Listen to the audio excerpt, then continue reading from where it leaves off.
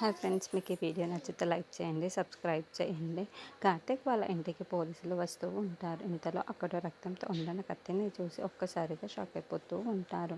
ఇంతలో అక్కడున్న police officer ఇప్పటిదాకా మనకు ఎలాంటి ప్రూఫ్ దొరకలేదు, కానీ దీని ద్వారా మనం ఏదో ఒకటి తెలుసుకోవచ్చు అని చెప్పేసి అంటారు. ఆ మాటలు వినగానే అక్కడున్న కార్తీక్ ఇంట్లో ఉన్న వాళ్ళందరూ ఒక్కసారిగా షాక్ అయిపోతూ ఉంటారు. ఇంతలో అక్కడున్న కార్తీక్ మాత్రం ఎలాగైనా సరే ఎవరు పొడిచారో, ఈ కత్తి మీద ఎవరి ఫింగర్ ప్రింట్స్ ఉన్నాయో ఖచ్చితంగా తెలుసుకోండి అని చెప్పేసి అంటాడు. ఆ మాటలు వినగానే అక్కడున్న పోలీస్ ఆఫీసర్ మాత్రం, మీకు ఈ కత్తితో పొడిచిన వాళ్ళు ఎవరో కాస్తైనా గుర్తుంది, ఈ కత్తితోనే పొడిచారా అని చెప్పేసి దీపని అడుగుతారు. ఆ మాటలు వినగానే అక్కడున్న దీప మాత్రం నాకేమీ గుర్తుకులేదు అని చెప్పేసి అంటుంది.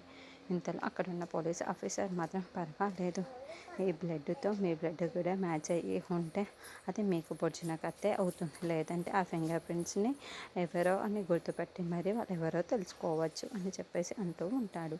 ఆ మాటలు వినగానే అక్కడున్న కార్తీక్ అయితే చాలా సంతోషిస్తూ ఉంటాడు. ఇంతలో అక్కడున్న పోలీస్ ఆఫీసర్ మాత్రం, మీకు ఎవరి మీదైనా అనుమానం ఉందా అని చెప్పేసి అడుగుతాడు. ఇంతలో అక్కడున్న కార్తీక్ మాత్రం పోలీస్ ఆఫీసర్ని పక్కకు తీసుకొచ్చి, నాకు ఇద్దరి మీద అనుమానం ఉంది, ఒకటి ఎవరు అంటే జ్యోత్స్న, ఇంకెవరు అంటే గౌతమ్ అని చెప్పేసి అంటూ ఉంటాడు. ఆ మాటలన్నీ అయితే దీప వింటూ ఉంటుంది.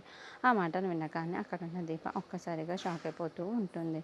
ఇంతలో అక్కడున్న పోలీస్ ఆఫీసర్ని చూసి కార్తీక్ మాత్రం, మూడో వ్యక్తి కూడా ఉన్నారు, ఆ మూడో వ్యక్తి ఎవరో కానీ అతను ముసుగు వేసుకొని మరి దీప దగ్గర పొడవడానికి వచ్చాడు. అతను ఎవరు అంటే ఖచ్చితంగా తెలుసుకొని వాళ్ళని అంతూ చూసే అంత వరకు నేను వదిలిపెట్టాను, వాళ్ళ ముందు ఎవరో తెలుసుకోండి అని చెప్పేసి అంటూ ఉంటాడు. ఆ మాటలు వినగానే అక్కడున్న పోలీస్ ఆఫీసర్ అయితే, సరే నేను తెలుసుకుంటాను, ఇగో ఈ ప్రూఫ్ దొరికింది కదా, దీని ద్వారా నేను మొత్తం తెలుసుకుంటాను. ఆ మాటలు వినగానే అక్కడున్న కార్తీక్ అయితే చాలా సంతోషిస్తూ ఉంటాడు. ఇంతలో అక్కడున్న పోలీస్ ఆఫీసర్ మాత్రం, నేను చూసుకుంటాను కదా కార్తీక్, నువ్వు ఇంకా కాస్త నెమ్మదిగా ఉండు అని చెప్పేసి అంటాడు.